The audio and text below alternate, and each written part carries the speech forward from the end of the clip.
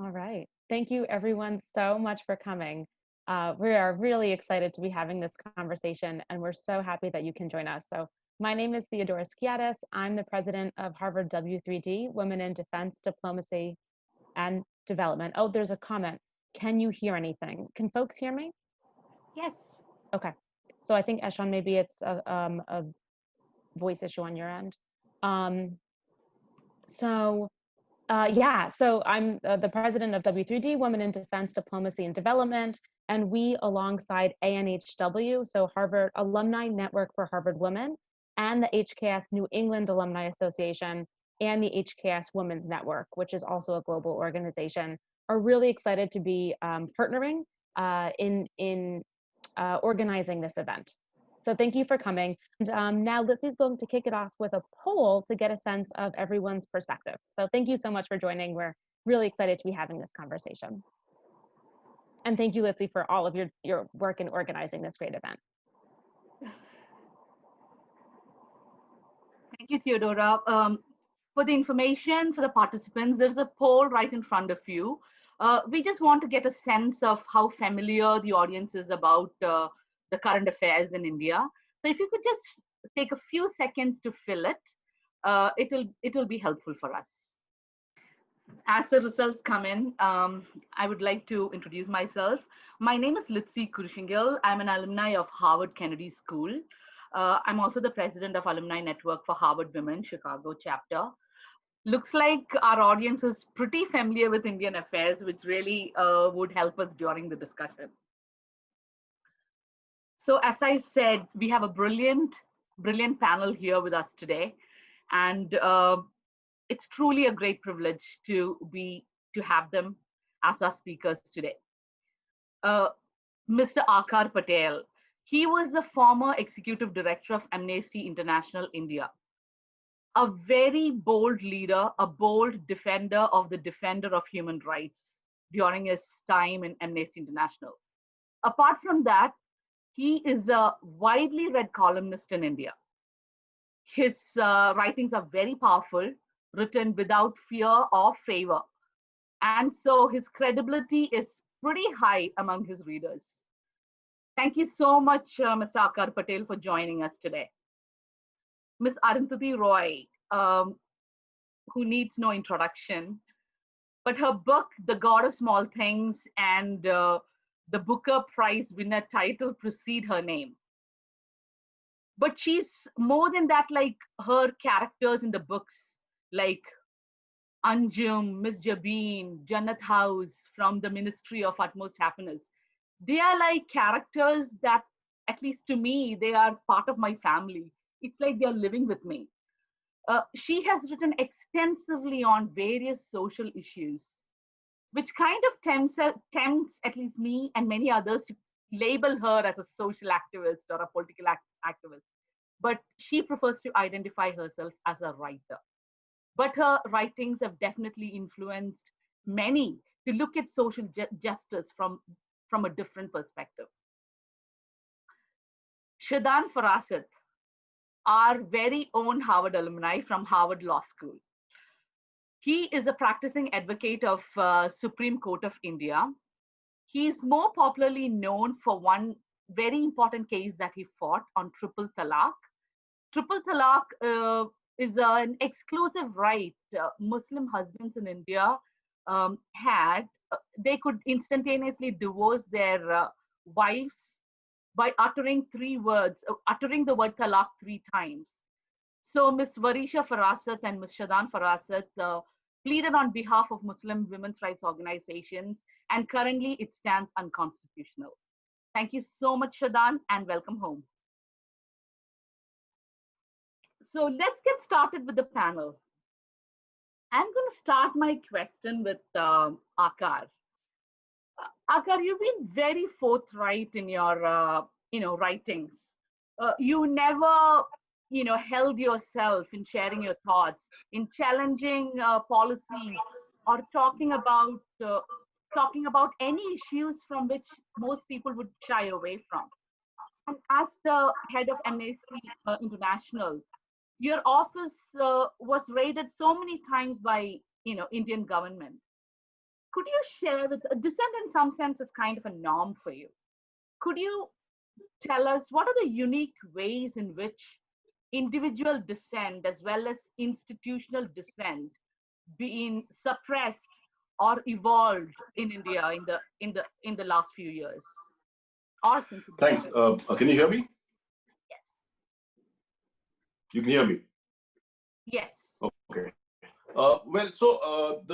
India is quite a strange place. We have these fundamental rights that give us the right to say freedom of speech, of assembly, of a religion. But the reality is that these rights are all qualified in a way that they are reposed mostly in the state, and the individual doesn't really have rights. You don't have the right to free speech in India. You don't have the right to assembly in India. You certainly don't have the right to a religious freedom in India. I'll just try and tell you how that works on the ground. The US has its first constitutional amendment, which says that Congress shall pass no law which restricts the freedom of speech, of peaceful assembly, of religion. The first amendment to the Constitution of India says exactly the opposite, that the state shall be able to restrict the rights of the individual when it comes to speech, when it comes to assembly, when it comes to faith. And it does that really, really harshly. We have criminalized free speech in a way that most liberal democracies haven't, through criminal defamation, through sedition. The right to freedom of religion doesn't really exist in many parts of India, such as my own state in Gujarat, where if you want to convert your faith, you have to seek the permission of the state. You have to write to the district magistrate asking if he's okay with your wanting to convert. You have to give the reason why you want to convert. He's at liberty to say yes, no. He's at liberty to not respond to you at all. You have to tell him whether you are a Dalit or whether you are an Adivasi. You have to tell him who are the people that are going to come to your conversion ceremony and where they live. The right to free speech is really a kind of book right, which doesn't exist in reality. You could say the two words Pakistan Zindabad and go to jail for 3 months for no crime. We have a young woman in the place that I live in, Bangalore, who said this year, spent 90 days or more in jail. And there was no crime involved. There is no specific part of the law which says that long live Pakistan, saying that is some sort of crime. The right to peaceful assembly guaranteed by 1902 is really non-existent. If you want to organize a protest in India, whether it's peaceful or not, with 5 people, 6 people with banners, you have to write to the police and ask them for a permission. This is for all cities in India. In Delhi, if you want to stage a dance on the street with 2 or 3 people, you have to secure 5 specific different permissions, which may be granted, may not be granted, or they might not actually respond to you. So these freedoms don't really exist. So working for a rights group in this space is difficult. You have to be prepared and ready to face the state in the way that the state acts in our part of the world, which is very nasty. You mentioned the group that I worked for. They had, when I was there, they were raided by the Enforcement Directorate, by the CBI, by the Ministry of Home Affairs. There was a sedition case filed by the ABVP. It's constant. The fact is that the state in India doesn't like the idea of human rights, the idea of free speech, and it does whatever it can, whether constitutionally or not, to be able to suppress it. I'll end by just correcting you on the triple talaq thing. The Supreme Court didn't declare it unconstitutional. They declared the practice to be void. I think that difference needs to be spelled out. Thanks.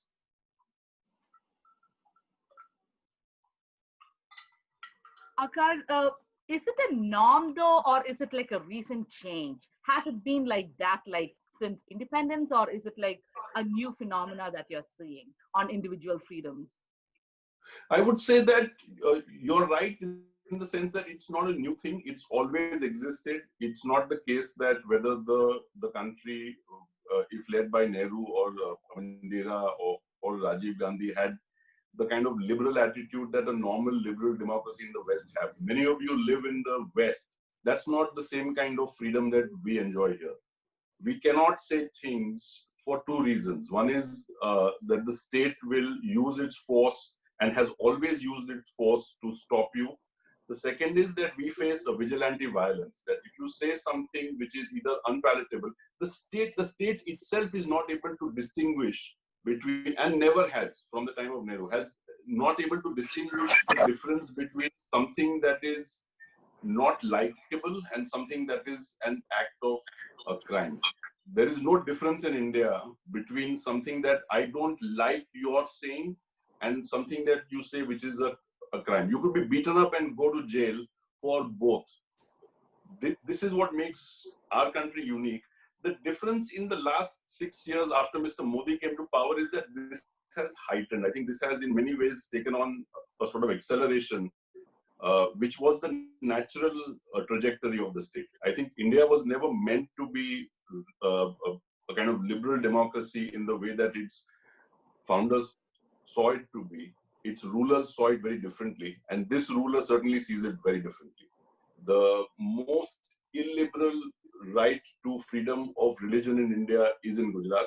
The man who used to run Gujarat is now the PM. The most extreme responses to freedom of speech comes from the BJP, which is in power today. So while it was the case that it was bad before, it's worse now. Okay, thank you. Before asking Arundhati Roy to respond to Aakar, you are not familiar. You're very familiar actually with criticisms and kind of restrictions. Like when you wrote back in 2002, when you wrote your article against mass displacement of villagers near Narmada Dam, or when you shared your anguish through an article when your dear friend Professor G.N. Sai Baba of Delhi University was arrested, you had to face contempt of court, by the Supreme Court of India. Even the book that you wrote, Walking with the Comrades, you were trying to give the other side, other side of the story of a movement that was considered as a national security, considered as a national security threat. So what I would like to know is, have these restrictions on freedom of expressions or right to dissent, how has it affected your writings, and how has it affected the issues that you wanted to talk about it? And you're welcome to respond to Aakar's points. No, I entirely agree with what he just said, and he laid out the legal framework and the fact that, even constitutionally, it isn't as though these rights are guaranteed and then there is a violation of the constitution happening. Of course, there's creative interpretations, but we never had the freedom. For example, criminal contempt of court, any criticism of the court. In fact, just now, a friend of mine, a very well-known advocate, Prashant Bhushan, he was here, 10 minutes ago, and we just saw on the news that he's been charged with criminal contempt of court for two things, one unknown and one a case dredged up from 11 years ago. So, the vindictiveness of the state. But I think, what I would like to talk about is how, apart from the state, you have institutions like courts, you have an institution like the mass media, which has now become almost like, some of those television anchors are like lynch mobs of their own, So there's this massive sort of baying, bullying consensus that they work up. When I wrote Walking with the Comrades, that was it. Adivasis in the forest, of course, many of them belonging to guerrilla groups, were fighting displacement. Their land was being unconstitutionally given to mining companies. But on the media, you were seeing, these guys with kind of black ski caps, and they were being called terrorists and sort of merged together with the Lashkar-e-Toiba. And there was a kind of, like I said, a bullying consensus that happens. And one of the really terrifying things here is the outsourcing of censorship, and the outsourcing to these vigilante mobs who range from lynching, killing on the streets, to trolling, to bullying, to threatening. Of course, if you're a woman, then the threats are, extremely sexual and so on. But what has happened in this country is that if you look at India, think about it. Can any Indian intellectual today say what Ambedkar used to say, or what Gandhi used to say, or what Nehru used to say? You can't say those things anymore in this country. You can't say the things about Hinduism that Ambedkar said today. You can quote him, but you can't say them. Nobody can say them. Nobody can really express their opinion freely and fearlessly.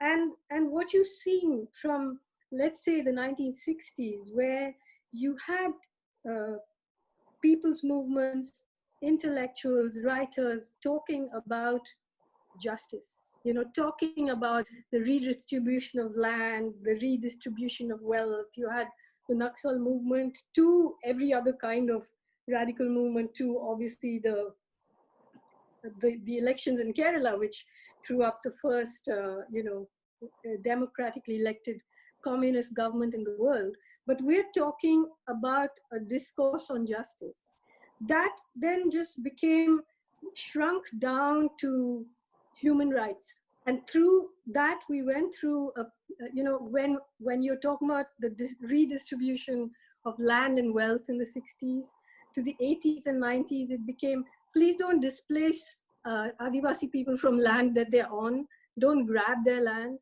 to now it's just basic human rights which are under threat. So the way India has moved from a democracy to a kind of an illiberal state where these institutions exist as structures, but they've been completely hollowed out, including the machinery of elections. We are more or less reduced to being a one-party democracy, which is an oxymoron, because everyone else, forget the dissent of people, protests, people's movements, all major politicians of any threat, of any stripe, are either in jail or they are what I think of as J. Edgar Hooverized. They're either being kind of blackmailed by criminal cases, or they have criminal cases against them. Everyone is more or less silent, so you have a situation where there is a kind of fire in the ducts, institutionally and structurally, apart from just the dissent on the streets. Things are failing at a pace which is truly terrifying, So so in that atmosphere, one lives and works, So you mentioned the Ministry of Utmost Happiness. I remember just before it came out, there was a Bollywood actor saying I should be used as a human shield in Kashmir. I've just watched mainstream TV news anchors just look at the camera, reading out the main news, and address me directly, threaten, you write something, and then there are endless programs for hours on end, not just me, but whoever they are going after at that point. And they are literally putting people in danger. Look at the young student, Omar Khalid. People, they lied about him so much. They faked videos about him. They called him a terrorist. They said so many things, and eventually someone did try to kill him. And they're still going after him. So, all these institutions, along with the government, collude in just taking away the oxygen. There isn't any oxygen to breathe right now. Look at Kashmir. There are thousands of people in prison in Kashmir, preventive detention right now. For a year they've been in there. The prisons are full of coronavirus. That is true of prisons all over, of course. Arundhati, before coming back to your very important point about institutions, I'm going to ask Shadan, is the picture so dismal as our fellow, as your fellow speakers have stated. When does dissent become sedition in India? At least according to the laws, what are the guarantees that are given by the Constitution? And when does dissent legally become sedition? And do you think courts are stepping up to guarantee these rights? Yeah. I mean, as the advocate. Yeah, no, thanks, Litcy. So I'll answer your question, but before that, I'll just frame it. I think it's not just a question of dissent, but like Arundhati said, I think we are looking at effectively a complete institutional collapse. And I, as an advocate who regularly practices in courts in Delhi and even other parts of India, I have seen that acceleration very, very fast in the last, say, 3.5 years. I think it's really proceeded at a very, very fast pace, because as advocates, we really do know when we have a fair chance of a fair hearing. And that's what keeps driving us at work, because you present your case and you hope that, okay, if you have the right points, constitutionally or otherwise, you have a reasonable chance of success.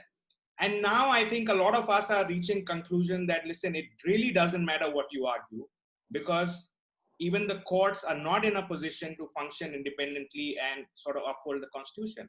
And that has happened right in front of my eyes in the last 3.5 years. So I think that's the sort of context we're looking in. Just to give you an example, I mean, there was a lockdown in India, which was sort of put in a little abruptly, but that's understandable, maybe given the suddenness of the coronavirus situation.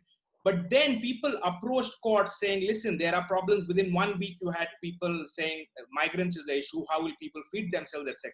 So you have a government-induced lockdown, which is obviously restricting your freedoms, your right to move, etc. So this is a clear-cut case of a constitutional issue before the court, right? Is the restriction, even as per the Indian Constitution, is the restriction valid under one of the heads? Is it reasonable? These are classic constitutional questions. The court doesn't do anything about it. It says, no, we can't touch it. This is, the government domain. And then the migrant crisis plays out on the roads in India. We have seen how people walk thousands of kilometers without food, without water, pregnant women, all kinds of inhumanity, indignity sort of pushed on them.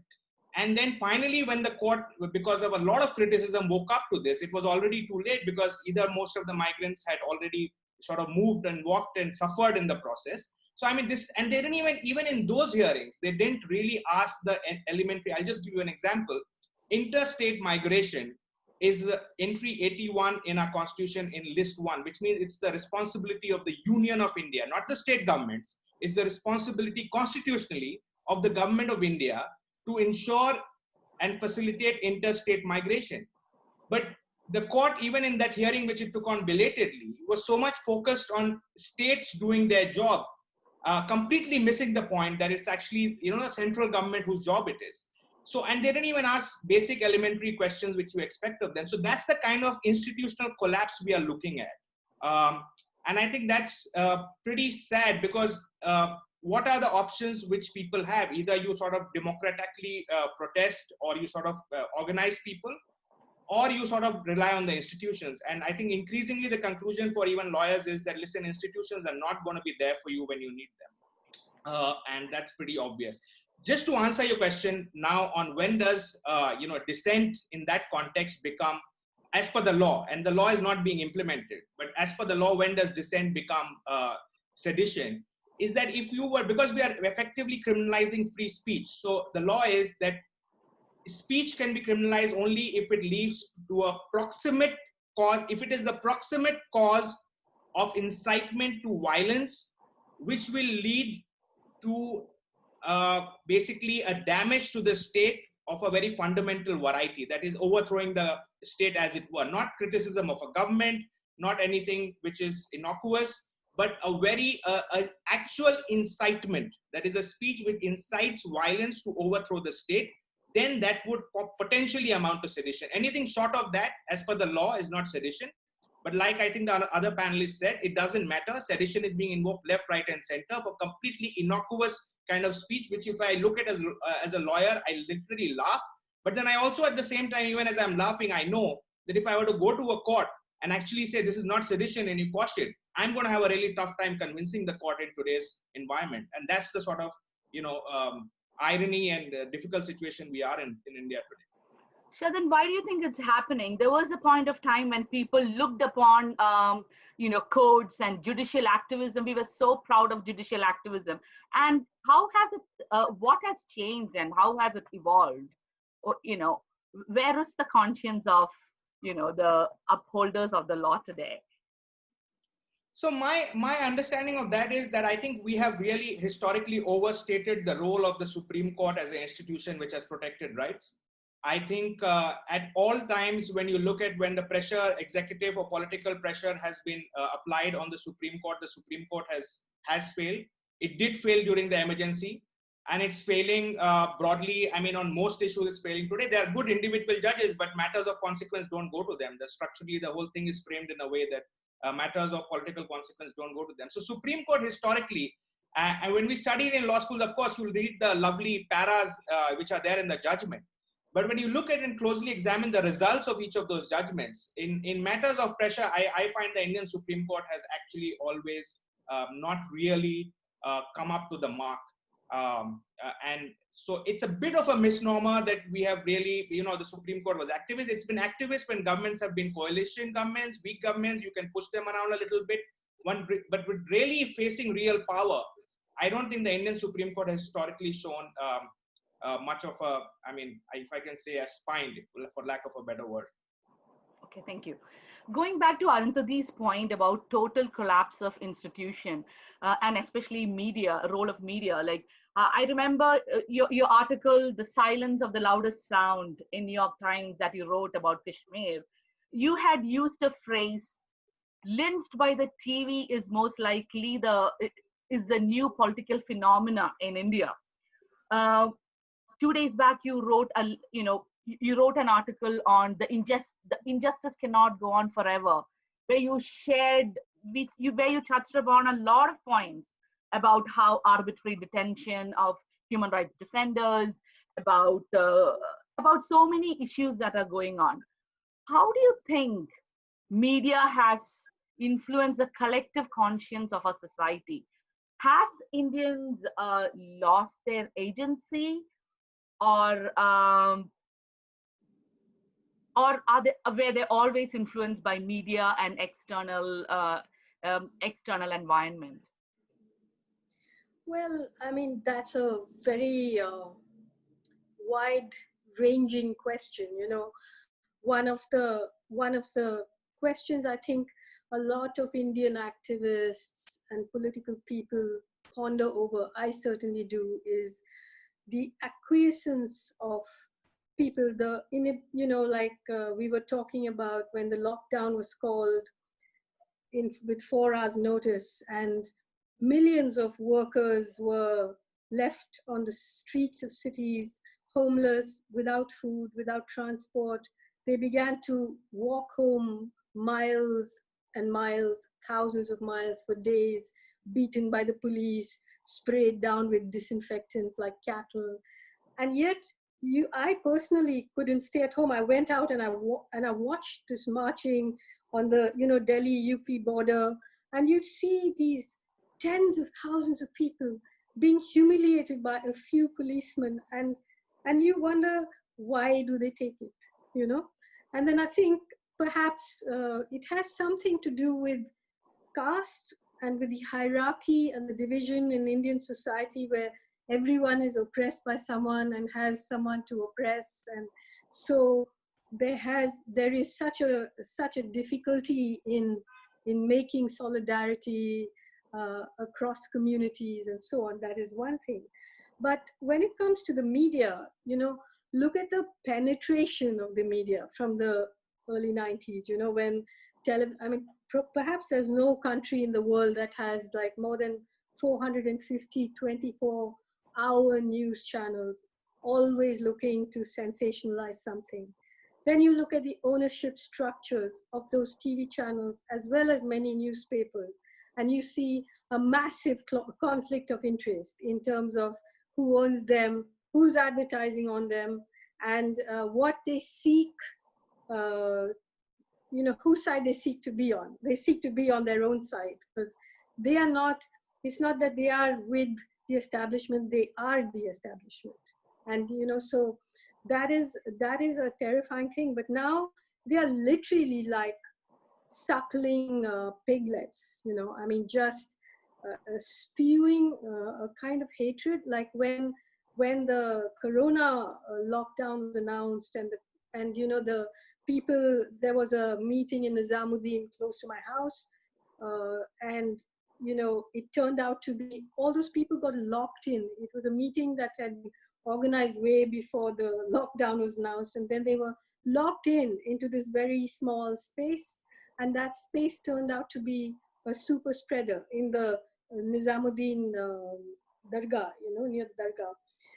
And the TV channels were just openly going on about Corona jihad and describing Muslims as human bombs. And, you know, there was the social media buzzing with this fake news where you're stigmatizing Muslims as spreaders of disease. So there's and the social media isn't just some random collection of people sending messages. It's, you know, there are organized WhatsApp groups, hundreds of thousands of them, you know, which work for the BJP in the elections, and the fake news isn't just something that someone came up with, you know. So it's a very institutionalized way of disseminating a kind of hateful ideology at many, many, many levels. So that is why we're in a position of so much danger now. I mean, the courts, when Shadan was talking about the courts, I was thinking, look at what the Supreme Court did with the National Register of Citizens. It still hasn't decided whether it's constitutional or not. Whereas in Assam, havoc has already been wreaked among millions of people who have been left off the register. It so happens that those very people are now suffering the floods of the Brahmaputra. You know, 45 lakh people have been displaced from their homes. Half of them don't know whether they're citizens or not. The Supreme Court has just sat back and allowed the execution of something to happen, and kept the matter of whether or not it's constitutional to discuss at a later stage. So it's an insane situation in so many ways. So are you saying that, you know, Indian citizens, like, you know, I mean, there is a majoritarian support, you know, for these institutions that are propagating whatever messages they wish to share. So are you, I mean, there is a support from a majority. So where is that consciousness? Like, you know, you talked about arbitrary detentions of, you know, especially the most popular case, like the arrest of many human rights defenders who literally have no, you know, criminal background, arrests of student activities and so on during lawyers, activists, peasant leaders, and so on. So why are the Indian citizens silent? You know, do they feel something is happening, and are they just keeping quiet, or are they being complicit? And especially in the decision of Kashmir, most people were really happy about that. You know, there may be a minority who thought, you know, who saw the social injustice in it. So where does our collective consciousness lie? Well, you know, I was just thinking that you use this word collective consciousness quite often, and our collective conscience is a phrase that came from a judgment by the Supreme Court on the case of the Parliament attack in 2001, which I have written quite extensively about. And when they sentenced Muhammad Afzal Guru to be hanged, they said that, I mean, I wish I had the exact phrasing, but it was more or less that we have not found direct evidence that he belonged to a terrorist group, but in order to satisfy the collective conscience of society, we are sentencing him to death. I mean, I'm paraphrasing, but this was just a very, very shocking judgment. Of course, when in the years that Afzal was in jail, there was, the BJP used to campaign कि देश अभी शर्मिंदा है, अफजल अभी भी जिंदा है, which means the nation is ashamed because Afzal is still alive. He was one of the prime accused in the case of the Parliament attack. I mean, it's a long story, but the major masterminds and so on were all acquitted. And Afzal himself had talked about being tortured by a policeman in Kashmir called Davinder Singh and being forced to go to Delhi and buy a car and so on. Anyway, he was hanged in order to satisfy the collective conscience of society. And then a few months ago, that very Davinder Singh was arrested with two Hizbul, I'm not sure which group they belong to, but two quote unquote terrorists. And he's in prison now, although the police in Delhi have not opposed his bail because the charge sheet wasn't made and so on. But you see the interconnection of all these wheels, and the collective conscience of society was created and is created by this 24-hour drip feed of hatred from the TV channels. So just before the Corona lockdown, there was a wonderful uprising of millions of young people against the Citizenship Amendment Act and the National Register of Citizens. And that was an uprising of conscience, really, of saying, come on, this is not the country that we want to belong to, this country of hatred and discrimination. But with the COVID lockdown, with the stigmatization of Muslims as the spreaders of disease, a lot of that solidarity has also come undone, apart from the fact that the lockdown meant that people can't come out on the streets, and what has happened with the lockdown obviously is that the economy collapsed, political solidarity was shredded, mass arrests are going on right now using the virus, the lockdown, and the virus, which was brought in obviously from the air, from foreign travelers, has now been taken across the country by migrants. So the lockdown itself as a piece of imagination also was for a country that was in the imagination of the Prime Minister, a country of people who did have homes to be locked down into, a country of people who do have balconies to come out and bang their pots and pans to celebrate I don't know what. And obviously now, you see an imagination and a system and institutions that are in place pretending to be a democracy, and therefore it's harder for people to see behind that smoke screen. Even today, every diplomat in Delhi will tell you, oh, but India is such a great democracy. The press is so robust, they're shouting all the time. I'm going to, put that question to Aakar. Like, you have talked about how, the ownership of media houses by, corporations, and, how it's in their interest to stay tuned in with the government. Media houses that challenge the government narratives like NDTV or The Wire do face legal entangles.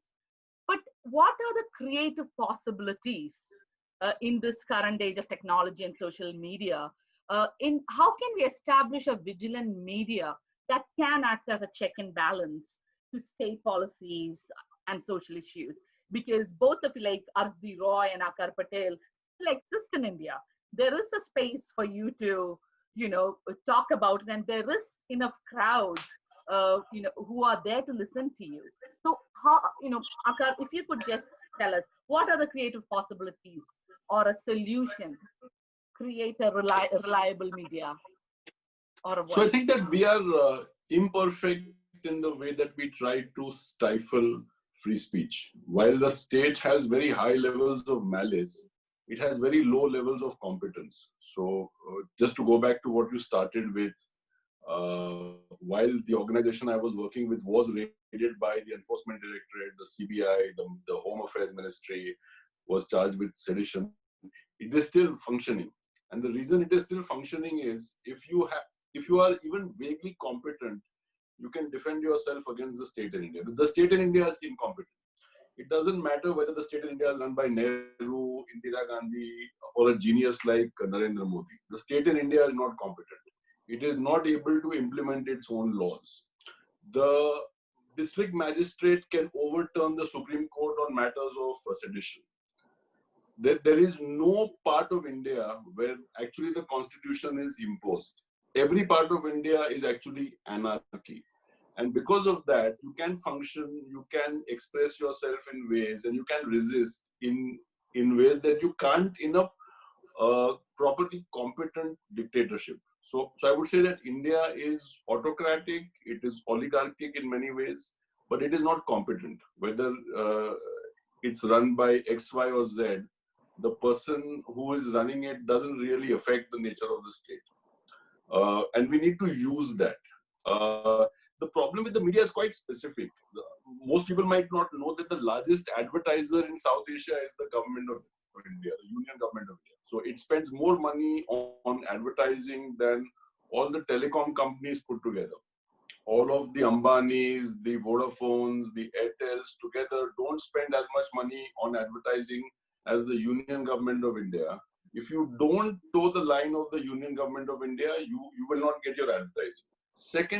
Secondly, India is, of all the nations in the world, the lowest in terms of what the subscriber pays for her news. So I'll tell you what that means. Most newsprint, the New York Times in the US, the Guardian in the UK, or the Times of India in this country are printed on a Canadian newsprint, which is produced in Canada, which sells at between $500 and $800 per ton around the year. All these three countries, the newspapers pay the same price per page each year, but in the reader in in London or the reader in New York will pay, say, $1 or a pound, which is 75 rupees or 90 rupees. The reader in India will pay only 3 rupees. So we pay 1/30th for a newspaper what the reader in New York pays for the same product. Who makes up the rest of the price? It's the advertiser.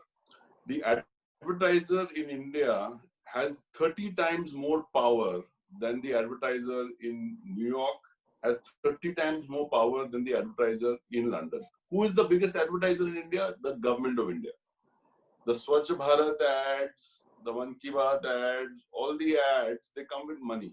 The Times of India, the Times Now, Republic, and so on, they function sort of essentially on money that comes out of taxpayers, which funds these channels, which funds these newspapers. But it comes through a very narrow funnel of the union government, and they are bound to actually go by what they say. If they don't, they will not get that money. I say that not with any kind of prejudice. The largest newspaper in Rajasthan, Rajasthan Patrika, said something nasty supposedly about the government then, which was run by Vasundhara Raje. The government stopped giving it advertising. So your largest advertiser stops giving you advertising. What do? They went to court. The court reversed the order and they got the money back.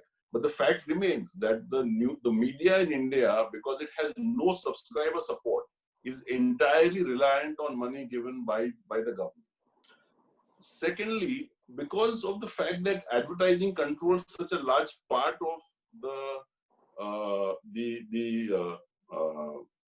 economy of newspapers and of channels, they tend to focus their content on a very narrow part of the population, which is what we call the middle class, which is actually the upper class. There is no middle class in India. Only less than 3% of India pay any kind of income tax. So it's actually the elite. All the content is focused on that part. So we don't have any stories on, say, the state spending on education or on health. We only have stories on Pakistan, on China, on the Tablighi Jamaat, or whatever it is that interests that 3% on top. And that gives a disproportionate power to the media to be able to determine what it is that the national story is. So if we were to understand these two things, how it is that the narrative is constructed and why it is constructed, we can sort of, arrive at a better understanding of why things are the way they are in India.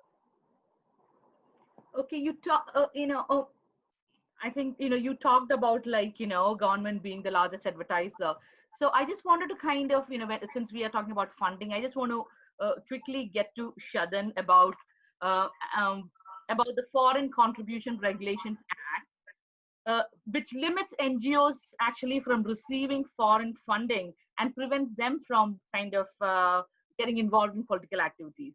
At the same time, Finance Act has given the government or the political parties to receive funding from abroad, so I think while securing their finances of the political party through foreign contributions, which would very well help in their advertisement that would control media, it is kind of really control or defunding NGOs and literally buying dissent in some sense. Can you talk a little bit about that, Shadan? Yeah.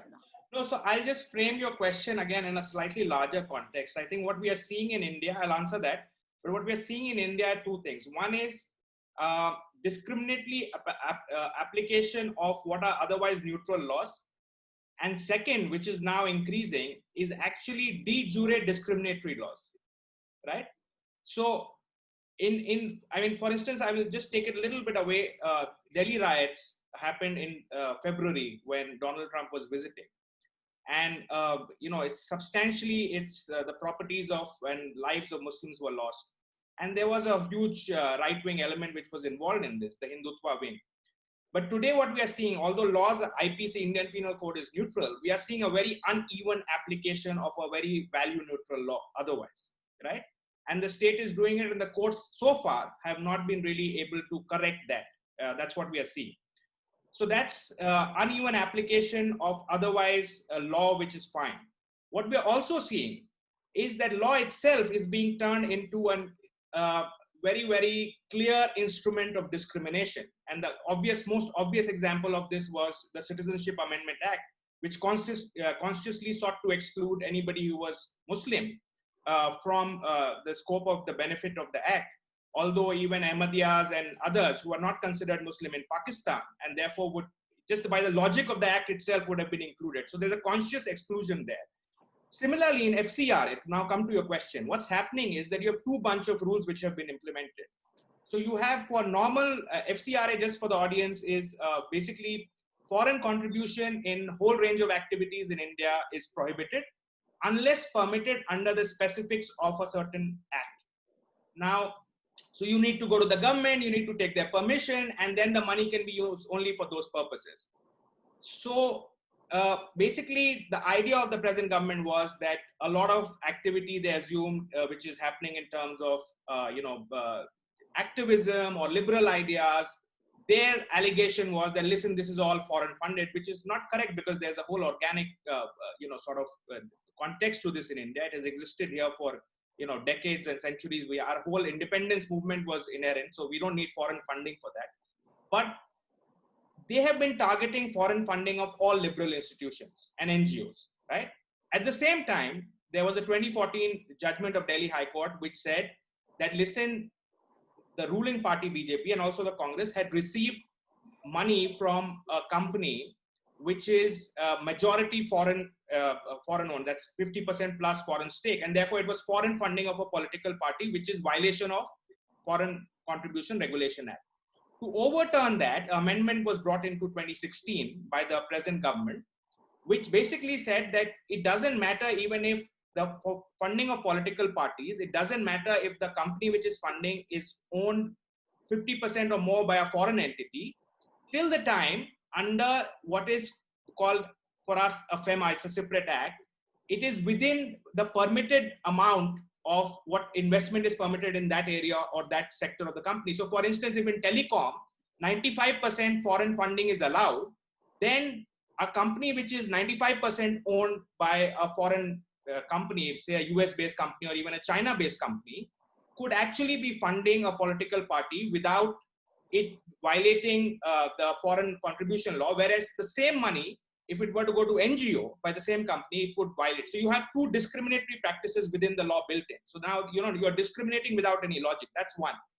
Now, connect that to what is happening in India in terms of electoral funding. We had a new concept introduced in 2017 of electoral bonds.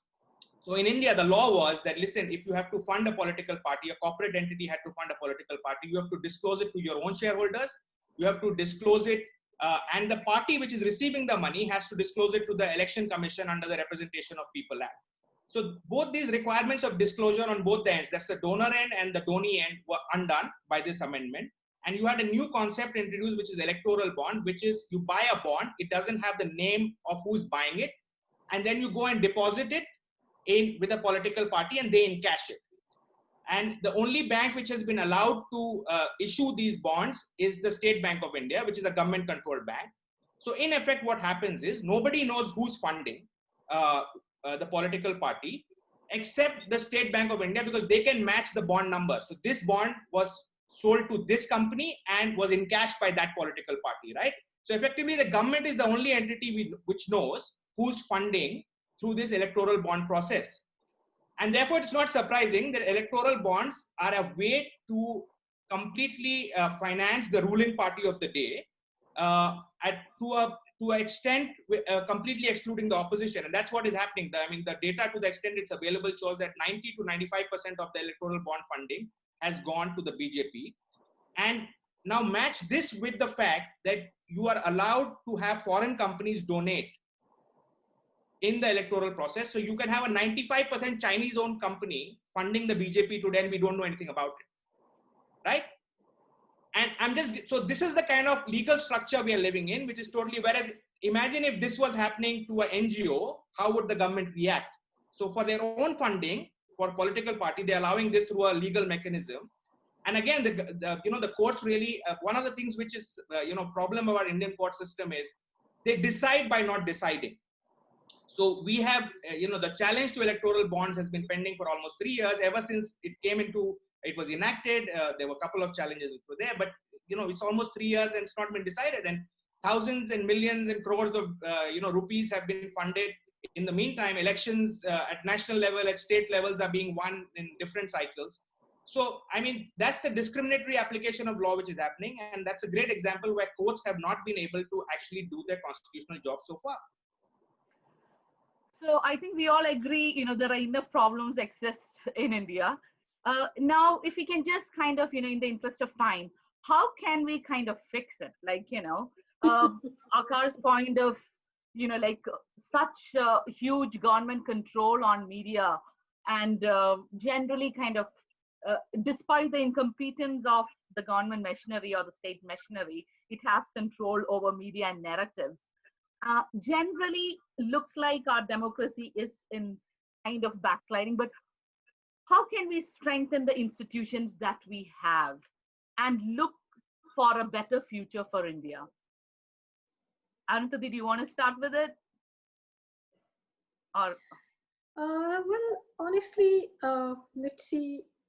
I think that's a naive question and a naive approach to it, because things are, it's like, we haven't even talked about the fact that the Prime Minister and almost all the ministers belong to an organization called the RSS, probably the oldest and most functioning fascist organization in the world, with boots on the ground, ideologically fascist. They have not captured the state quite in the same way as fascists in the 30s did.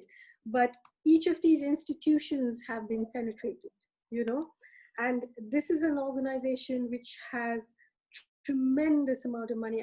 Everything that's been said about funding applies to it too, and it leaves no footprints, it has no bank account, So it's not you can fix something if that thing wants to be fixed, but that beast is moving in a completely different direction now, And the problem is that because of, even before COVID hit, as you know, because of demonetization, just like the lockdown, the overnight announcement of demonetization. As somebody said, as an economist said, it was like shooting the tires off a moving car. Then came the lockdown, it was like removing those tires altogether. We're going into a predicted minus 9.5 growth, So what we are doing, the fights on the street are an attempt to fix, as you call it, to bring, to drag things back to a space where there is some accountability, but that is being hammered, and I actually don't agree that people like me or Aakar are allowed to function because it's incompetence. It's a very calculated idea of who to go after, who to leave out, I mean, almost every person that used to sit at my table is in jail now, So, I mean, someone like me is a mantelpiece display. Look, she's out, so we are a democracy, But the waters are closing on all of us in ways which are, and it's, yes, of course, there's levels of incompetence, but you go to a place like Kashmir, the amount of intelligence, competence, pinpoint accuracy with which they have kept, those people down in that way. The fact that for a whole year, the whole world is reeling after 2 months of lockdown with internet, with music, with online workout videos, Look at Kashmir, almost a year of rolling lockdowns with no internet, no online studies. The doctors can't literally function without, the things they need. The businesses are collapsing. It's a lockdown within a lockdown within a lockdown. This is a lot of competence there, a lot of competence when it comes to repression, a lot of incompetence when it comes to understanding historically how things work. Right now, you're seeing the whole region turning, a new power rising. The what's going on the border is not a small skirmish. So there's no formula to fix it, except... And just kind of in the interest of time, I'm just going to, in the recent video, A Reckoning, you definitely kind of showed a sense of hope. This pandemic can be like a portal through which, there is a possibility that we could kind of, carve a better future is what, So you do, despite all the problems and anguishes, that we all know exist, you definitely kind of show a sense of hope. There is a possibility. So how can that hope be realized? So hope has nothing to do with the reason, but that hope can be realized by this battle, by those of us who understand what's going on, not retreating, by understanding how structurally how these institutions are collapsing, and to continue doing what can we do? We continue doing what we do, whether there's hope or not. For me, the hope was more on an international level. Are human beings understanding that COVID is a children's toy compared to climate change, and perhaps human beings do realize that this kind of hyper consumerist, extractive capitalism is not going to work, and when human beings do realize that, you have the Black Lives Matter movement, which the young people do understand what's going on. There is also an argument against that form of capitalism, that form of imperialism.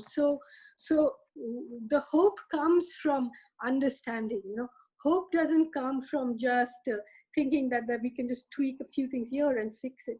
It's beyond that now in India, So what you see as a smoke screen, yes, I mean, a few people among the elite are having robust debates and it's looking fine, but it's not at all fine. I mean, there are thousands of people in jail, not just the activists, lawyers, scholars, but thousands of villagers who have fought for just holding on to what little they have, being arrested under the Unlawful Activities Prevention Act. You have, so the task is huge, and what we are up against is formidable. And I think the important thing is I saw that one of the questions in your poll was, how important is it for India to remain a democracy? And people understand that it's very, very important. But that is, I mean, we cannot think of ourselves as a democracy now, because even for reasons of these electoral bonds and many things that have been brought up, even the election machinery is compromised. It's compromised completely now, you know. So when you have an election, I said the last election was like a Ferrari racing against a few old bicycles, because of the amount of money, data, information, and bigotry on one side, and the other completely depleted. So I presume that you will still use your pen as a sword and, bring your thoughts that would inspire people. Let's use our swords as pens instead. Okay. Going to Aakar Patel, would you agree with Arundhati, that we've gone like beyond certain stage that, it's kind of, or can you give some pragmatic, solutions to ordinary people who may not be that philosophical? What can we do? Can we, like as naive as it is, can we really fix the institutions that are broken down? Yes, I think firstly that a lot of us, including me, have been wrong in the way that we have approached the issue, but Roy has been consistent and correct for many years. I think that should be acknowledged. The second thing is that we have just come out of a period where a part of civil society in India, especially Muslim women, have won a very famous civil rights victory. If you were to be transported in time to last year and sometime at this point and later in 2019, you would assume that there would be a law on citizenship coming that would exclude a large part of India's population because of their faith. But because of the resistance of Muslim women especially, and a large part of mother groups, including young people, that was pushed back. They didn't have any political support. The parties of India, the Congress, the Samajwadi Party, the BSP, the parties in Bengal, in Kerala, almost none of them supported this movement that was led by the Muslim women that pushed back against the law, which said, for those of you who don't know, that the Indian state would enact something where the individual would have to demonstrate that she was a citizen. And if she couldn't demonstrate that to the state, she would be jailed. As is happening currently today in the state of Assam. In the state of Assam today, 1,000 people are in jail because they cannot prove to the satisfaction of the state that they are Indian. They have reversed the burden of proof in India, a flaw in the way that the criminal justice system works. But it's applied to India. The Supreme Court, as Roy has said, has failed in its task of protecting fundamental rights. It should not be up to the citizen in a part of the world where you have no access to education, you barely have access to health. You are expected to produce documentation that show your citizenship. If you cannot, you are sent to jail. It's happening in India today, but it's happening only in one state. The reason it's not happening in the other 28 states is that Muslim women across India stood up and told Mr. Modi, no, we will not stand for this. And he backed off. I think in many ways, 2020 has been one of the worst years that I have lived through. I'm 50 years old. But it has also been one of the best years that I've lived through. We have seen a civil rights victory not seen since Gandhi. Gandhi fought many civil rights victories. The Patidars, my caste, gave up their lands in many parts of Gandhi's campaigns and won nothing. If you look at Charotar and all of those campaigns, there was no victory against the British. The taxes were still there. The law against the National Register of Citizens is now in abeyance of some sort. Why? Because the Muslim women of this country said to Mr. Modi, no, This is not acceptable to us. This is unconstitutional. This is not right. Even though the Supreme Court of India, which is a coward, I should say this quite specifically and in as defined a way as I can, including Justice Chandrachud, who is the man who wrote the Ayodhya judgment. They run away from cases of individual justice. Roy said that 370 has not been disposed of yet, which is true. India's courts would rather hear a television anchor's arrest over the incarceration of an entire state, Kashmir, and 370. India is today 140 on the Freedom of Expression Index. This is an independent survey done every year where India is at 140 because it chooses to take away the internet from the people of Kashmir every year.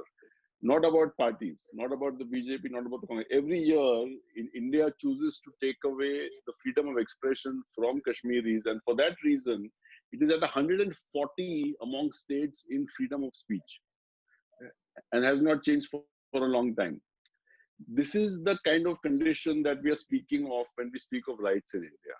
And I think that we should realize that any form of resistance, especially that of ghettoized Muslim women, is absolutely effective, it is necessary, and it needs to be done.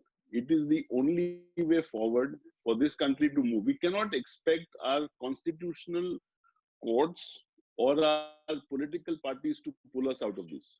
The solution lies in individuals and in resistance from groups that are actually affected. Adivasis, as Roy has pointed out for many decades, and I have wrongly written against her for it, and Muslim women. I think that if they get together and push back, the majoritarianism of the state has a good chance of being rolled back. It might not fully be. The last point I want to make is that technology helps us. As knowledge spreads, it is easier for the individual to resist. It becomes harder for the state to oppress. I think that time is on our side. For those of us who believe in constitutional values, who believe in liberty, who believe in freedom, time is on our side. I think that there is no chance that what we are discussing today will hold true in 10 or 15 years' time.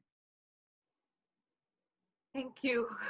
Shadan, do you want to give a quick, quick response on, do you have hope in our Supreme Courts and institutions in general? You have like 2 minutes. Yeah. No, I mean, of course, the situation. I know the audience is really waiting to ask you questions, so I don't want to deprive them of it. Yeah. Yeah, I'll take 1 minute. So yeah, I agree. I mean, I agree with Aakar that I think a larger sort of democratic challenge is really the way forward in terms of raising issues. The CA protest was one such thing. I think it surprised all of us. I was very positively surprised by the way it came out, and then we are all part of it. But I do think that even within institutions, as bad as the situation may be today, there are small victories to be won even in today's time. And I think we need to keep at it. What gives me hope and confidence is that even though judges may not be able to assert themselves, but when I look at younger people, even the judges, law clerks, and when sometimes you have a conversation with them, they're so honest and they can see what's happening, and even the kind of pressure their own judges are in, and the fact that things are not so. I guess that's the younger generation ahead of us. So for the future, I'm hopeful. I think there's small victories to be won even in sort of semi-compromised institutions that we really live in today.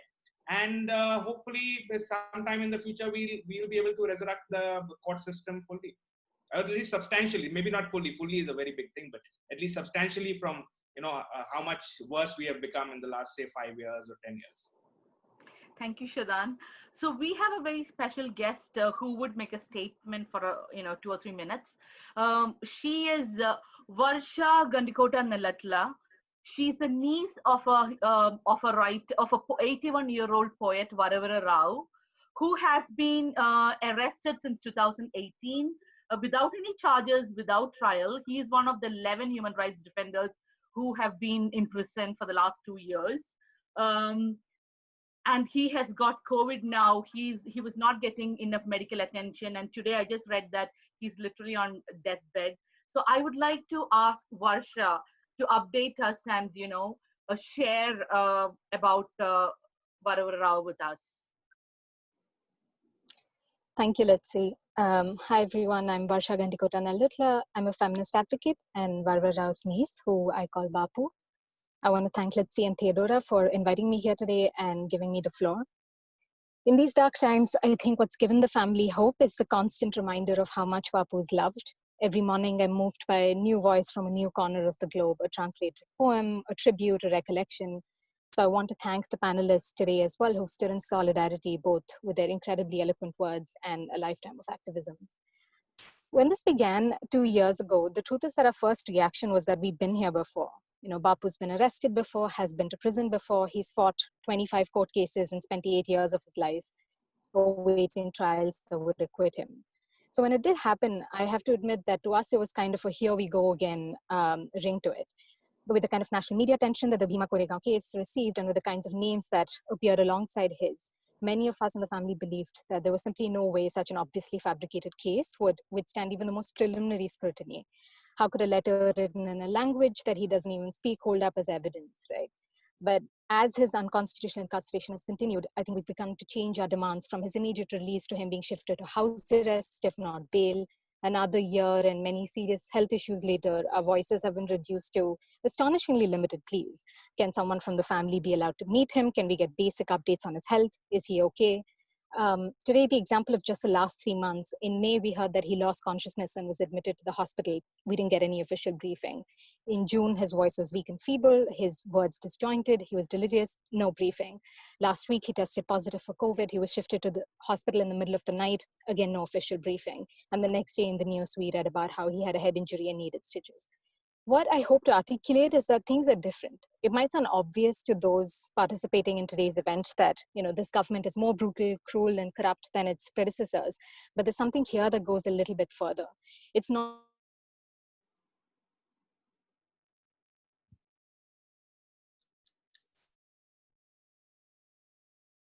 Varsha, we cannot hear you. What we can do is we can get back to Varsha if her internet connection becomes better. Thank you, Varsha, for your statement. I would like to kind of open it up for at least 2 or 3 questions from the audience. Anirban, could you open it to the Q&A? Sure. Can I ask Shazia to ask her question?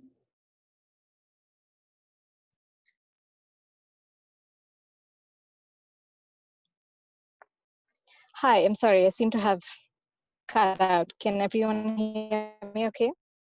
Shazia, please hold on. Varsha, please continue. Thank you. Apologies that I'm having a bit of a dodgy internet connection. Just to finish, I say all of this because the inhumane treatment of Bapu and that of all the other activists we talk about today also tells its own narrative.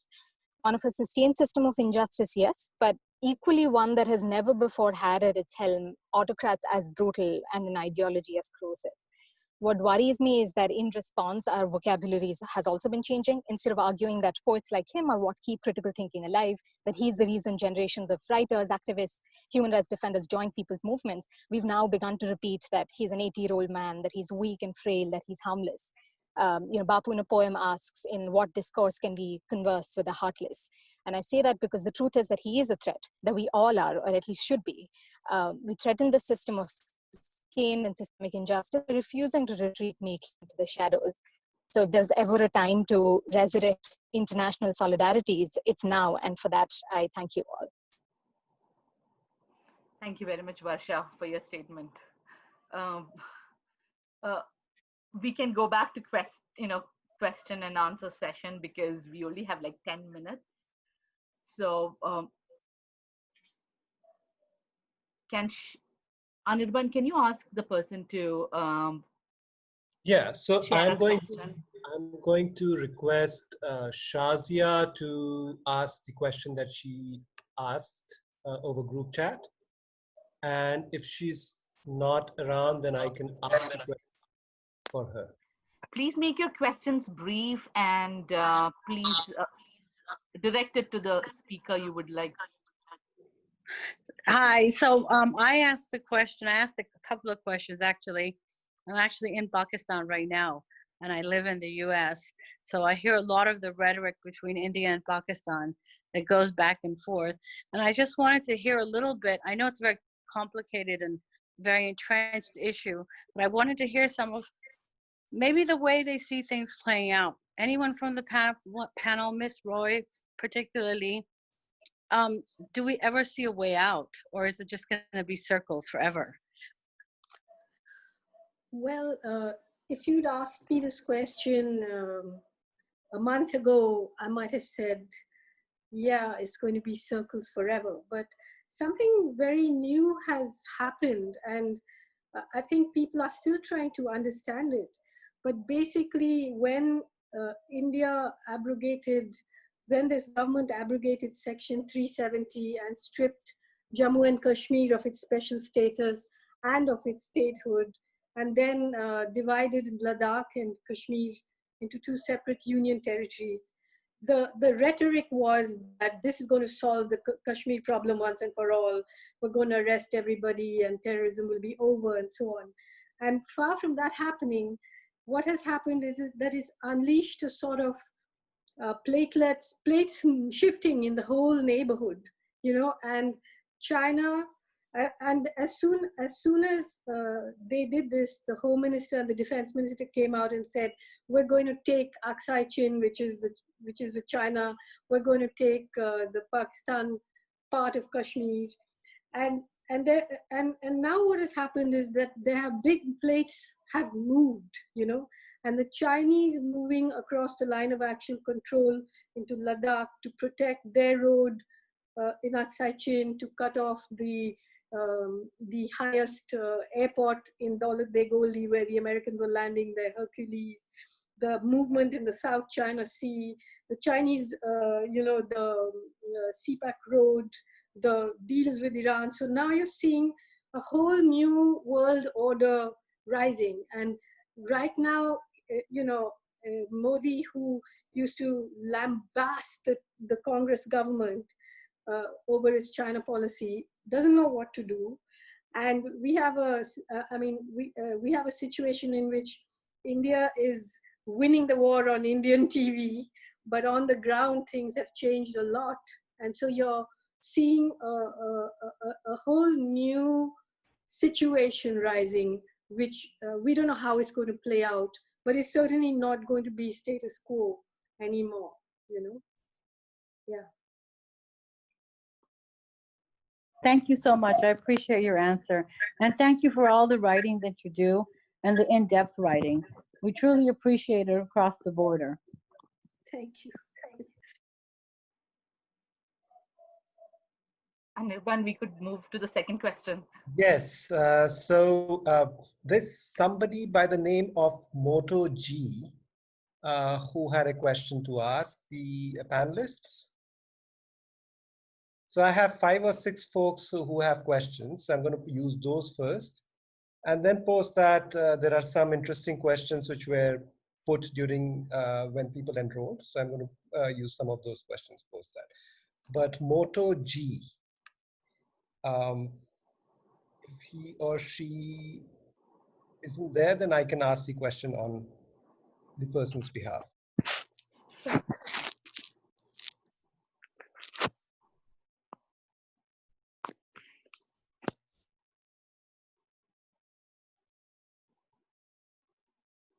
We could move to the next question. Okay. Or you could ask on her. Let me just ask the question. Go ahead and ask. So the question is, Hindutva seems to have captured the judiciary and the executive. It has also dominated culture in terms of media, social media, and we have celebrities speaking the language of Hindutva. How do you make people see see the other point of view when they're so brainwashed? How do you make people see the other point of view?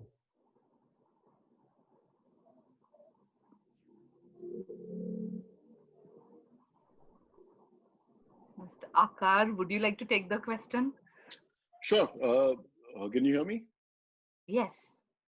Okay. So I think that constitutional values is always the answer. The problem with the difference between Hindutva, which is a word that was actually coined in 1923 by Mr. Savarkar in his tract, which says that nobody who is born in India and has ancestry in India but doesn't worship places in India is a Hindu. That is what the definition of Hindutva is. Hindutva is three points that he makes, by which he defines the fact that the word Sindhu and the word Hindu are the same, and the Greeks referred to the part of the subcontinent as being Hindu and its inhabitants, and he defines them in this way: A, that you need to be from here; B, that you need to have your ancestry from here; and C, that you need to have that your holy places need to be around here. Those are the three things that and therefore he specifically excludes Muslims and Christians, because to his mind, Nizamuddin Aulia or Ajmer Sharif are not part of their holy land. Holy land is specifically what is in the Kaaba Sharif or in Palestine and so on. So I think this is quite a basic kind of sophomoric essay which doesn't need to be responded to. The Constitution of India quite clearly says what it is that we are by way of definition. I think we need to resist in the way that the Constitution tells us to. It tells us very specifically that we have certain rights. I think it proscribes those rights in many ways. The fight for us over the next 6, 12, 18 months is how to reclaim those rights. I think Muslim women taught us one way of how to do it, which was civic protest. I think that if we are able to do it effectively also in terms of free speech, in terms of freedom of religion, which is very important. I should tell our listeners here that the Catholic Church in Gujarat, a state of 60 million people, has stopped baptizing people who have not been born Catholic because it is afraid of violating the law that the state has actually brought about. That is the state of freedom of religion in India, that you cannot choose the faith that you want to because there is an oppression and fear from the state on what to do and what not to do. We need to follow the Constitution. We need to make sure that we pressure the Supreme Court especially on rights. And we need to make sure that every form that we have, which is constitutional and non-violent, including that of public protest, we use. I think the Muslim women against CAA used it most effectively. We might not remember that all of Gandhiji's great protests going back to 1918, 1920, 1921, all of them failed. None of the Gandhi protests actually worked. If you remember salt, if you remember the Patidar community, my caste, gave up its lands so that Gandhi could build the Congress party into some sort of a political structure against the British government. Bardoli. Who gave up lands in Bardoli? Patidars gave the land. It lost. The British still imposed tax. But the Muslim women of this country fought so effectively that Amit and Modi said that we have not discussed the NRC. This is what civic rights means. It means collectivizing. It means making sure that you claim your rights with honesty and with vigor, and in a place which is, I think, liminal. I think India is a liminal space. We don't know whether we have rights, we don't have rights. Supreme Courts might say one thing one day, one will say one thing. But if you stand up on the street and you put your boots on the street, the law will side with you. We need to make sure that we do that as often as those who oppress us do, and we will win. May I say something? Absolutely. Yeah.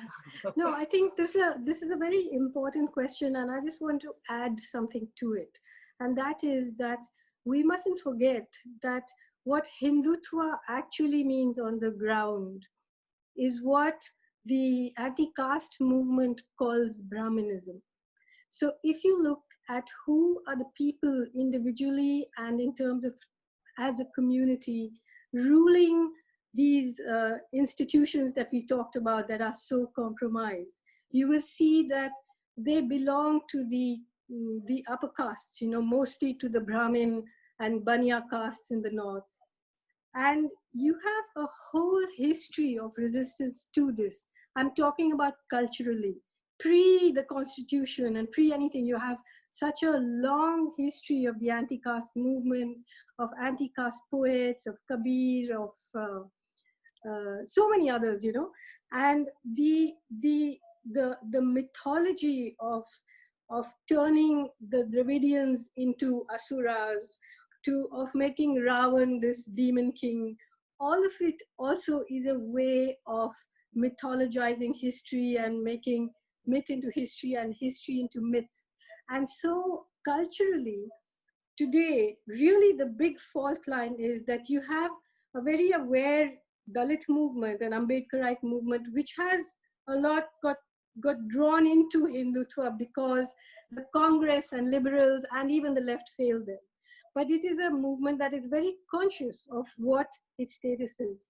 But then you have a huge baggy group of people known in the constitution as OBCs, the other backward castes, you know, who are used to oppress everybody, but who are gradually beginning to understand that even the RSS is a Brahmanical organization, you know, and the use of Modi and him saying that he's actually an OBC, these are all very interesting shifts of strategy of how to control people. So if you have a coalition between Muslims, OBCs, Dalits, other minorities, Sikhs, you know, the history of Hindutva goes to before Savarkar's time, when representative democracy came onto the imagination, when imperialism was fading, when monarchy was fading, and people started feeling the need for numbers. Until then, Hindus were always never Hindus. They were the Brahmins or Banya. They always identified by caste. And then became the evangelical project of getting Dalits who had been converting to Sikhism, to Christianity, and so on, back into the so-called Hindu fold, you know.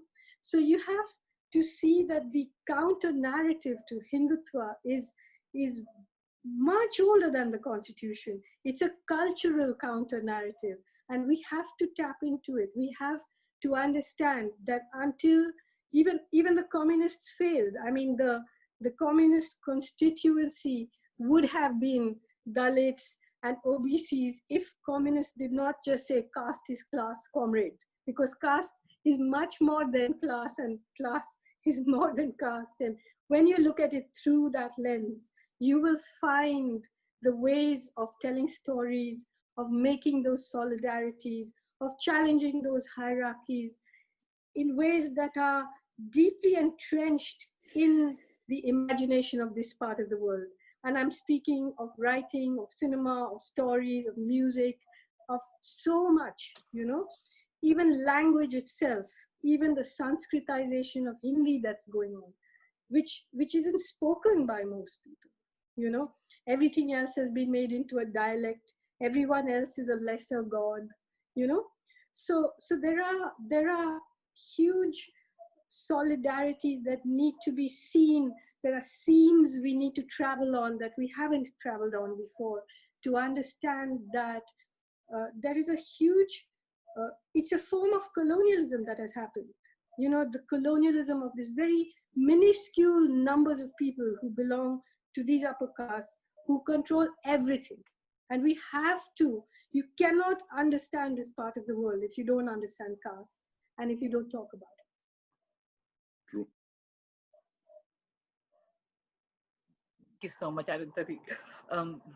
Anirban, do you want to go to the next question? Yes. So Tejas had a very nice question. I think I'll direct this question probably to Shadan to answer. This is regarding, you know, the diminishing independence of judiciary, especially after the appointment of Justice Gogoi to Rajya Sabha. But would be good also to get a larger, broader arc of where, you know, judicial independence has been what judicial independence has been like over the past 30, 40 years. Yeah, thanks. So I think, to specifically answer, of course, I mean, for a retired CJI to take a Rajya Sabha seat within 3 months of retirement, when he gave so many judgments which were questionable in favor of the government, which were questionable on the logic of the constitution or logic of the law, that obviously sort of really demeans the position of the judiciary as an independent institution. So, but I think it just sort of shows what really is actually happening. It just shows it to the people in a more obvious way. So in a way, you know, the illusions are over, really speaking. Now it's sort of all brazen out there. I think that's the way I would look at this specific instance. Overall independence of judiciary, as I said, I think last 30, 40 years, I think judiciary post in the 1970s, I think the best part of the judiciary potentially was between the 50s and 60s, when they actually sort of engaged with the government genuinely. You know, you had a Nehruvian vision of things, and you had a judiciary, whatever. I mean, you may agree with the way judiciary was, but there was a sort of genuine to and fro. Maybe it was judiciary protecting class interest on land or whatever, but there was a to and fro. Through the 70s, I think we saw the judiciary getting really pummeled by Indira Gandhi. That continued until the mid-80s. Mid-80s onwards, you had sort of a judiciary trying to sort of, correct its image, as it were, rather than, actually genuinely doing something. So a lot of this PI litigation came up, which is talked about in academic circles, etc. But I think that sort of overstated in terms of how good the judiciary was. But it really, from mid-80s till, 2010, 2011, 2012, you had coalition governments, you had the judiciary in terms of being able to assert itself. But if you look at the points it did assert itself, a lot of it was, some of it was self-interest, some of it were easy soft points. But really speaking on points which mattered, I think the Indian judiciary has, I think the Supreme Court has really played along with the government on most occasions. I mean, that's the history when you look at it closely. And so that's something we must recognize going forward, especially our generation of lawyers and generation younger. Because I think too much credit has been given to the Supreme Court in terms of the talk which is done. And all of us have self-interest in that because, at the end of the day, I'm a practicing lawyer in the Supreme Court. So there's only to a certain extent that I can criticize the Supreme Court. Academic has a lot more independence in that sense. But I think even as practitioners, we do need to clearly spell out what the limitations or history of the Supreme Court is. I think it's time our generation and the generation below us start doing that, instead of just creating a halo around the Supreme Court and the judiciary. In fact, my sense is today, you have a better chance of getting some justice at a trial court level, just a judge going by the letter of the CRPC and the law, rather than maybe Supreme Court, which is always looking at what the political consequence of its decision going to be. So that's where we stand with the judiciary, and that's the answer. Thank you. I just want to ask the speakers, are you okay if we go on for 10 more minutes, considering the lot of questions, but it's really up to the speakers. Sure. Okay. Okay, Anirban, do you want to go to the next question? Yes. So,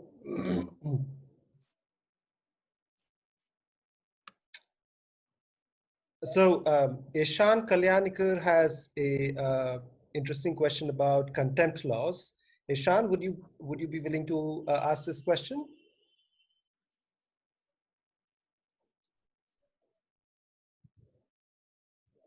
Okay, let me ask this question on Ishan's behalf then.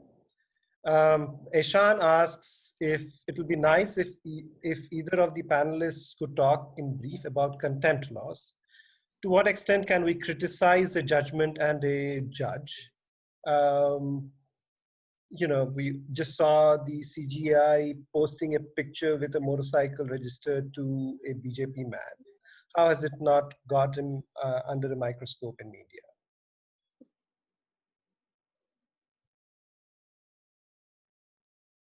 You want me to answer that? I think you should. Yeah, okay. So no, so contempt laws, of course, it's pretty broad in terms of the criminal contempt of court is scandalizing the court. Like Arundhati said, there's a new, suo moto, Supreme Court has taken cognizance of Prashant's, I don't know which tweet, because Twitter and Prashant both have been made parties.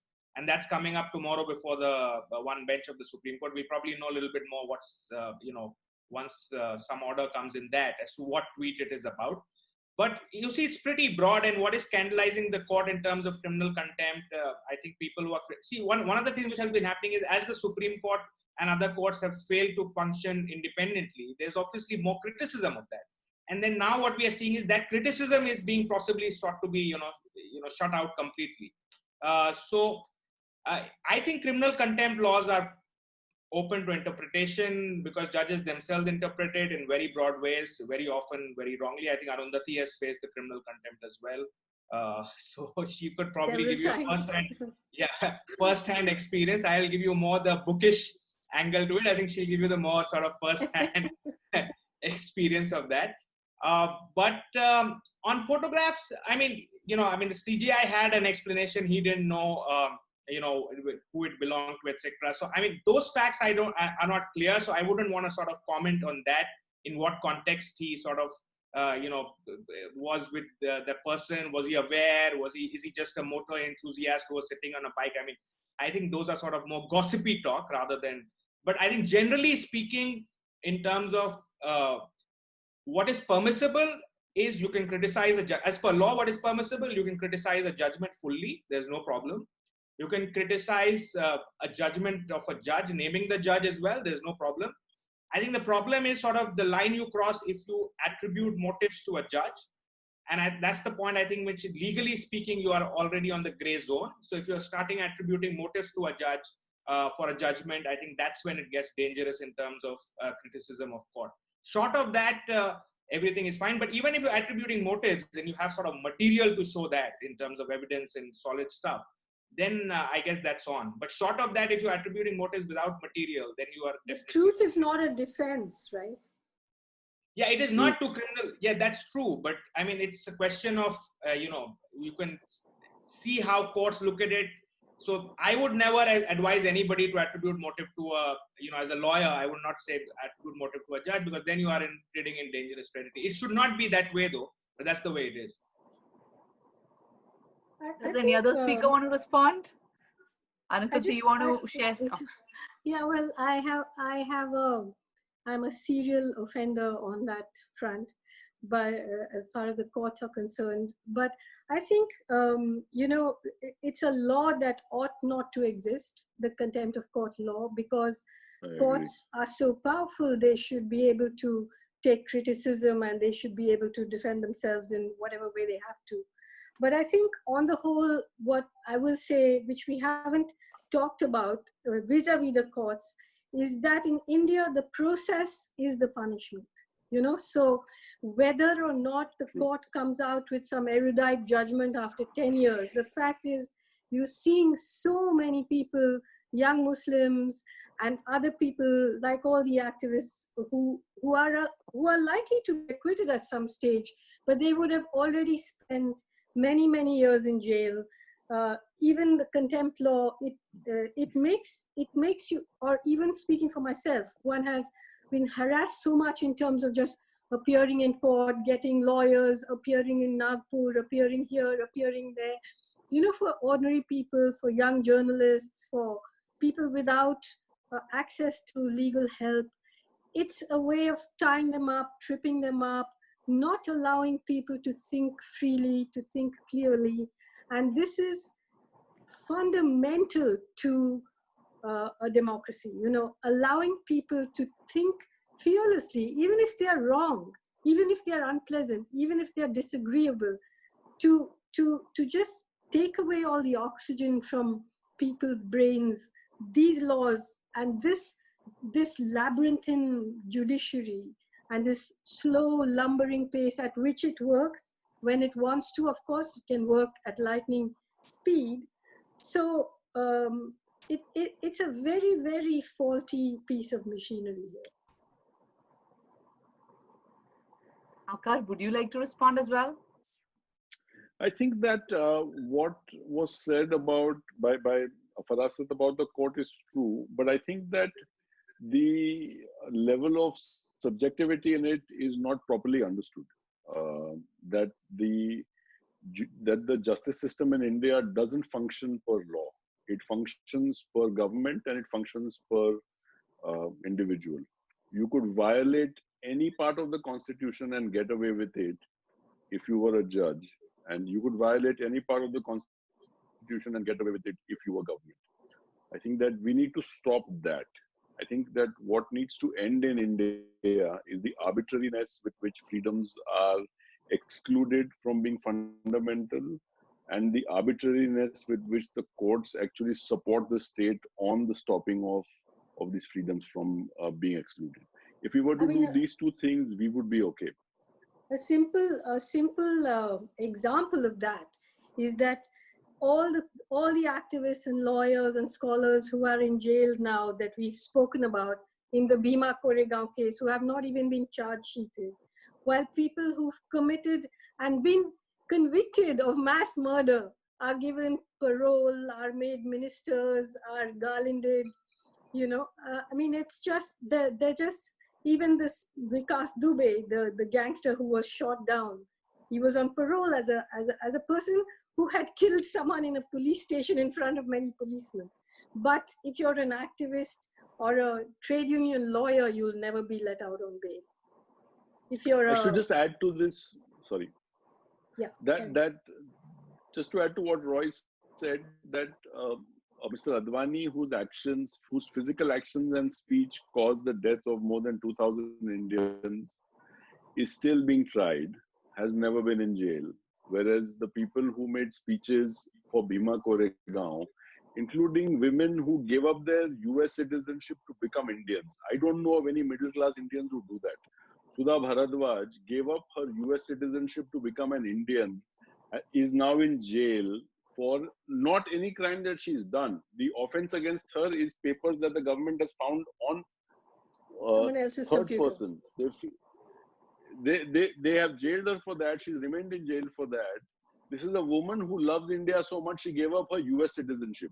I want to know how many of the people who accuse her would do that, or the children would do that. It's monstrous what we are doing to this country, and its real patriots, in actual terms, in damaging terms, will be recorded in history. I think that we are going through a period where the sufferers are the ones who are so one-sided that they will be the ones who will write the history of this period.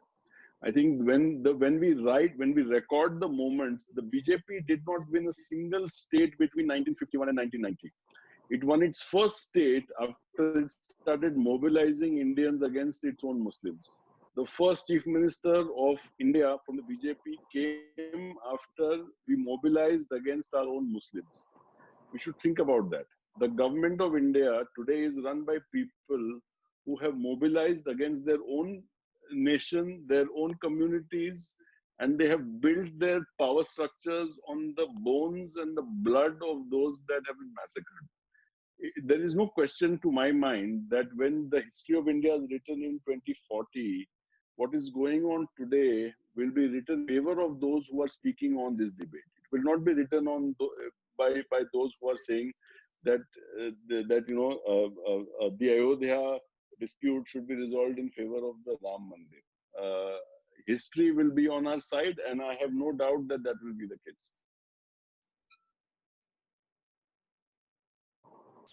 I think, if we carry on, there'll be more than enough questions, and we would love to listen to you for, hours and hours. But in the interest of time, can I request speakers to give a closing note? Whatever you would like to say. Hey, Litcy, can I just squeeze in just one quick question, two quick questions? Sure, Anirban, sure. So there was this question which Theodora wanted to ask, and I think I'm also interested in something very similar to that, and which is, there are two things that we want to talk about. One is so this weakening of institutional capacity, do you see or do you expect a recovery to take place? And if you do, then what direction do you expect that recovery to come from? How will that come from? Because right now, from what I can see is there does not seem to be a light at the end of the tunnel. So this is one. The other would be, I would love for the panelists to draw some parallels with what's happening centered around backsliding of democracy, and protests across the world. Hannah had an interesting point around if we could draw a parallel with the US, and I would love to also see parallels drawn with Poland, Hungary, Turkey, and other countries. So these two questions. Arundhati, would you like to start? Sure. Well, I mean, if there's a tunnel, then there must be a light at the end of it, right? I mean, by definition. So there will be, but like I said before, you know, I don't see these institutions recovering until this regime ceases to exist. So maybe, and as I also said, right now we are a one-party democracy, which is an oxymoron. So in a way, I think there will be an implosion, and that implosion will be a revolution. And from that, something kinder and more intelligent will arise. Because not only are we suffering from a group who are ideologically fascists running this country and having penetrated every institution, but one of the actual corollaries of fascism is a severe lack of intelligence, you know, and we are at the moment in the world living through a crisis that comes only once in several centuries, and at the helm we have these morons, you know. So that's a very dangerous situation. But I think that in India, certainly the economic situation is so dire and psychologically so interesting, you know, that, for example, the villages where all the people who were driven out of their villages, who came to cities to work and now have been driven back, and the only work there is the National Employment Guarantee Act that was put into place by the Congress, that was hollowed out by the BJP. But these real things like the right to information or the Employment Guarantee Act have not meant that that party has managed to secure its position. It's just these promises in the air and this kind of bigotry and hatred that has become aspirational, that has, built on the blood and bones, as Aakar Patel said, you know, have built a structure, but the structure now is a huge structure with a very, very shallow foundation, and it will implode. It will, when, I can't say, but not in the very far future, it will implode.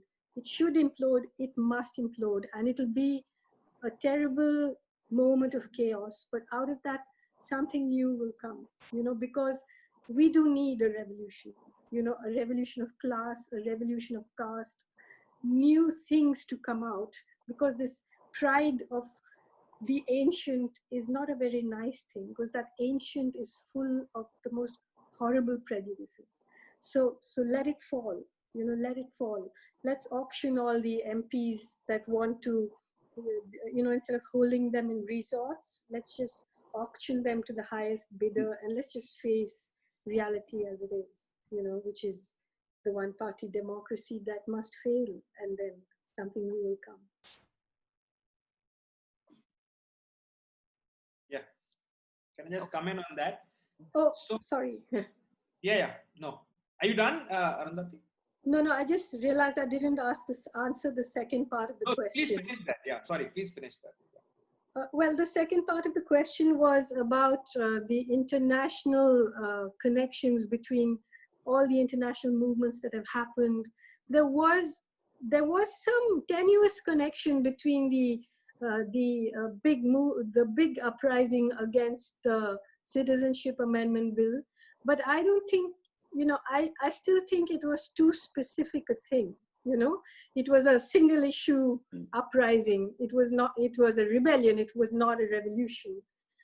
Actually, India, every time I think of it, the similarities with Turkey are quite amazing, you know. And again in Turkey, you see this this fear of intellectuals, the jailing of writers, of professors, and all of that.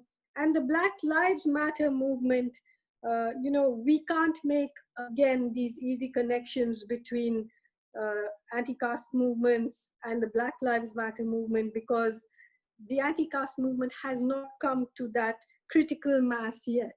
So we still have a situation where you can have Bollywood actors who model for Fair and Lovely in India and then go to America and go, I can't breathe, you know, like really. So that is a, you know, we are a racist, casteist society that has in no way come to terms with our terrible values. So, yeah.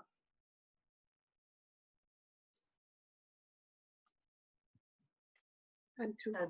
Okay. Yeah. So I was just going to say that I think the way to reclaim institutions is, of course, people who are in the institutions also look around what is happening.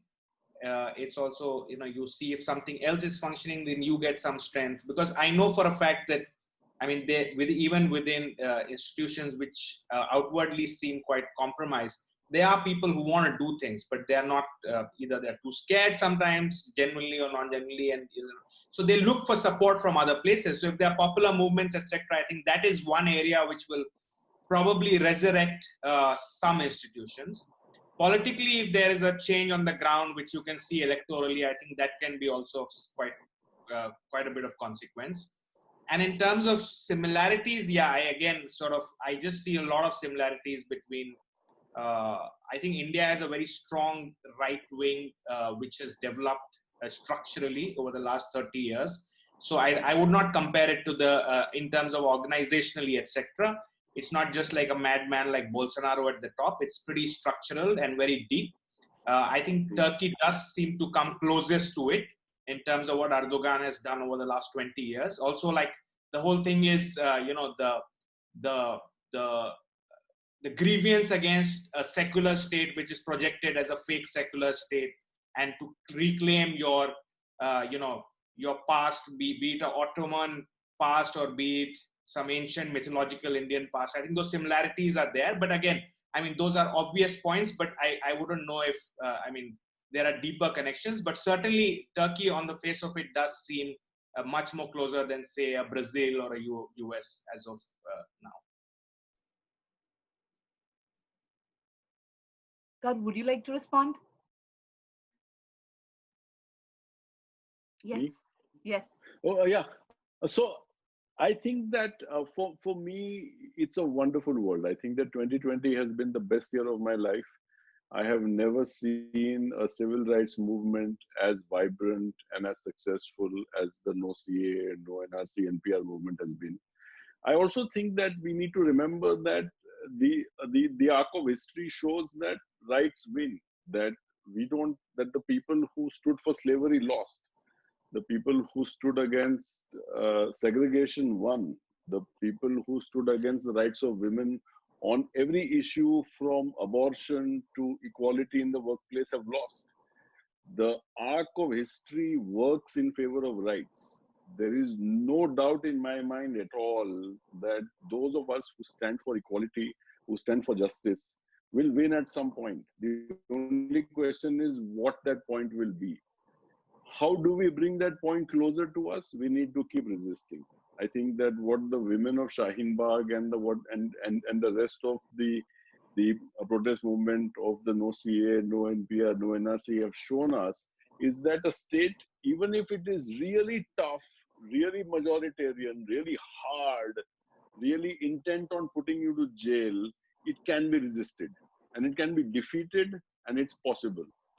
And I think that in that small space that we have in our constitutional rights, we need to use that space, all of us. We need to make sure that we know what our rights are, and we need to be able to exercise. I think Kashmiris might think otherwise. I said Kashmiris might think otherwise. I completely agree. I think that what we have done to Kashmir in terms of either their right to determine what it is that their state should be, or including given the fact that we jail them for freedom of expression in a way that we don't do with any. Pellet guns are not used any part of India except for Kashmir. These are birdshot 12-gauge shotguns fired into crowds that are protesting, which injure not only the protesters, but also those who are firing the guns, those who are sitting at distant places in balconies that are blinded. This is inhumane. I think what India has done to Kashmir since Hari Singh signed the document of accession. You know, he said that Kashmir would accede to India on 3 conditions: that India would control its foreign affairs, its communications, and the third part was that it would communicate that I can't remember what the third part is. Communications for foreign affairs and Defense. was it law? Kashmir. Defense. Sorry. Defense. Defense. Yeah, Kashmir had its own penal code till last year. It had the Ranbir penal code, whereas we had the IPC, and we took that away from them. The PSA I think that Indians listening to this should know that since 1989, every single charge sheet, I'm not talking of an FIR, a charge sheet that the Jammu and Kashmir police has filed against Indian armed forces on rape, abduction, murder and torture has not been responded to by the Ministry of Home Affairs or the Ministry of Defense. The Jammu and Kashmir government has sent charge sheets where they have investigated crimes against the armed forces and sent it to the union government and asked them to prosecute. The government, which has the power to take away Section 7 of AFSPA, has chosen not to respond. We have told the Jammu and Kashmir government they don't need to be told why it is that their people are being tortured, murdered or raped. This is the state in which India has controlled Kashmir since 1947. A lot of us who speak about this might be portrayed in a certain way. I think the best way to be able to change the narrative is to be able to communicate what it is that is being done on the ground. There is a middle ground that we need to shift. There might be people who might never shift, and that's fine. I think we need to shift those people who might know what it is that we are doing to the rest of the country, whether they are Adivasi or whether they are Kashmiri, and change the narrative in a way that will shift the ground for us. How would we do that? I think in 2 ways. I think one is it will naturally happen. I think that the people who would be presumed to be on the left liberal side have grown.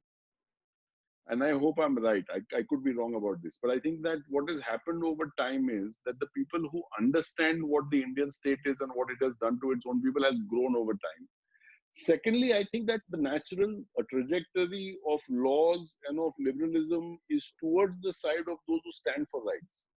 It has never been on the side of those who restrict them.